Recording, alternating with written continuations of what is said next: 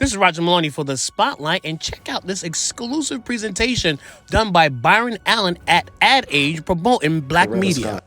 King, Martin Luther King's widow, she taught me. She said to me, Byron, the truth is our greatest weapon. That is how Martin and I prevailed. That is how we were able to achieve civil rights. The truth.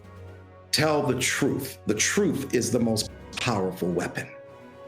She said, Byron, as Black people in this country, we had 4 major challenges. And I know I've said this 100 times, but I want everybody to know it because this is deep and it is essential. As Black people in this country, we had to overcome 4 major obstacles. Number 1, end slavery. Number 2, end Jim Crow. Number 3, achieve civil rights. And number 4, and that's when she choked up, the real reason they killed my Martin, achieve economic inclusion. They did not kill him over the speech, I have a dream. They killed him over the speech, the other America.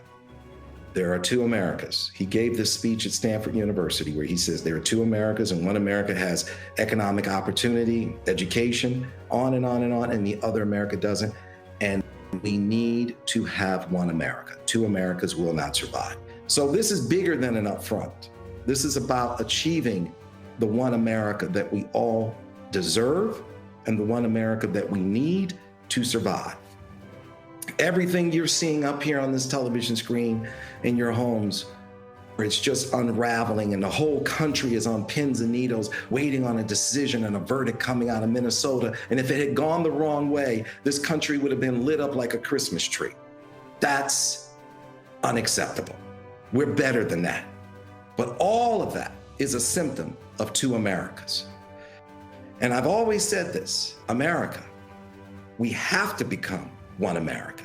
And the first order of business is we have to provide the 4 E's for every American. We have to provide a great education for every American. We have to provide economic inclusion for every American. We have to provide equal justice for every American. And we have to provide environmental protection for every American. And until we achieve the 4 E's, we're never going to get there. And we're always going to have these issues. And once we do that, we can have a slice of heaven right here on earth. And you cannot do it until you provide true economic inclusion. And that's been the issue.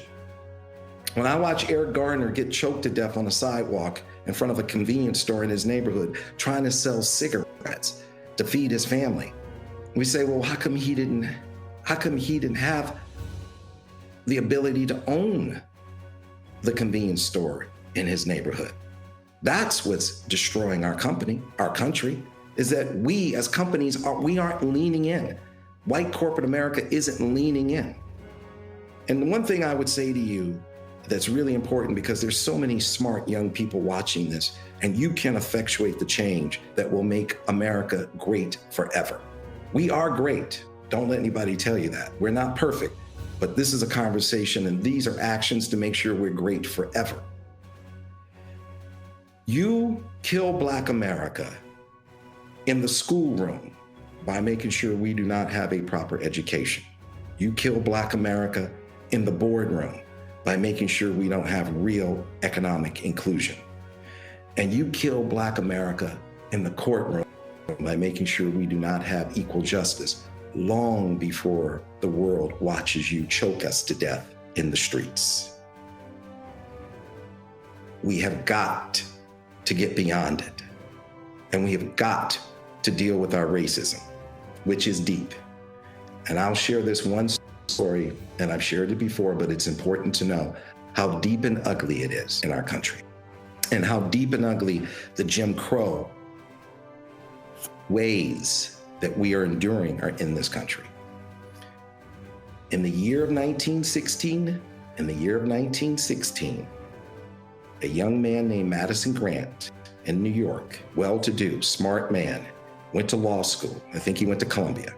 He wrote a book called The Passage of the Great Race. The Passage of the Great Race. And he wrote this book because he was walking around New York and he was upset about the immigration from Europe. He was upset about all of the Jews coming into New York, all of the Italians coming into New York. And he was really angry. And he said, no, we need to keep America white and pure. White and pure.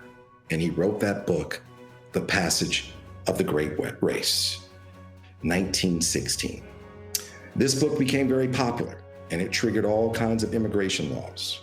This book became so popular that a young man said, this is the greatest book ever written, and this book is my Bible. And that young man was Adolf Hitler.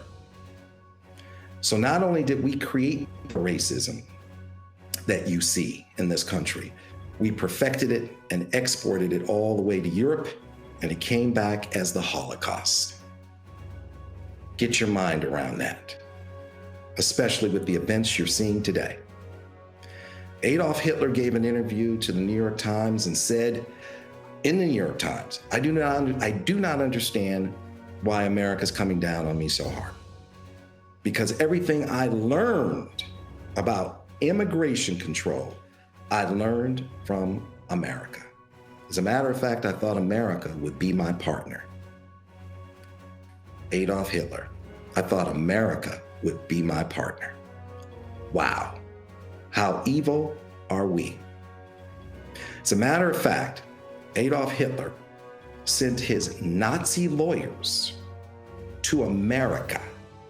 And he said to his Nazi lawyers, go to America and study the Jim Crow laws that they're using on the Negroes and come back and use those same Jim Crow laws on the Jews.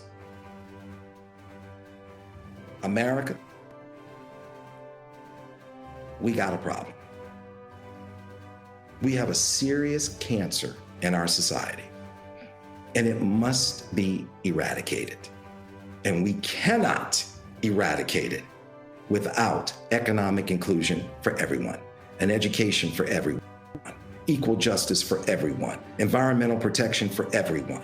Now, this is the conversation that white corporate America has been avoiding for over 400 years. This is the conversation that will not be avoided anymore. Black economic inclusion. No excuses. No excuses. In corporate America, I want to talk to you now in a very frank and honest way. The way Coretta Scott King said to me, the truth is our greatest weapon. There's no substitute for Black economic inclusion, zero. And I want to help you in the communication. When we say Black, you say minority. No, Black. Because you define minority as white women. You will show beautiful Black faces and then the money will go to white women. And that's great. Do all the business you want with white women. That's not the conversation. This is Black. We say Black, you say diversity. No, Black. We say Black, you say multicultural. No, Black. We say Black, you say BIPOC. No, Black. BIPOC, for those of you out there, Black, Indigenous people of color. Black, Black, Black, Black, more Black, Black, Black, Black. The Jim Crow laws were designed to shut Black people down. We have to decode the system. Real economic inclusion. Okay?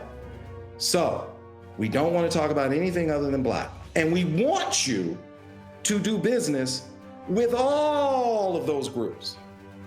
Everybody, women, gay people, Asian people, Hispanic people, everybody. But this is Black on steroids and real economic inclusion. Okay? Corporate America. Don't pretend. Don't act like an ostrich and stick your head in the sand. Don't play games. Don't send your Black executives our way. I call them the Negro whisperers. Don't send the Negro whisperers who come and try and deal with your Negro problem so you can go back to your white privileged life. You gotta lean in. You gotta eradicate the real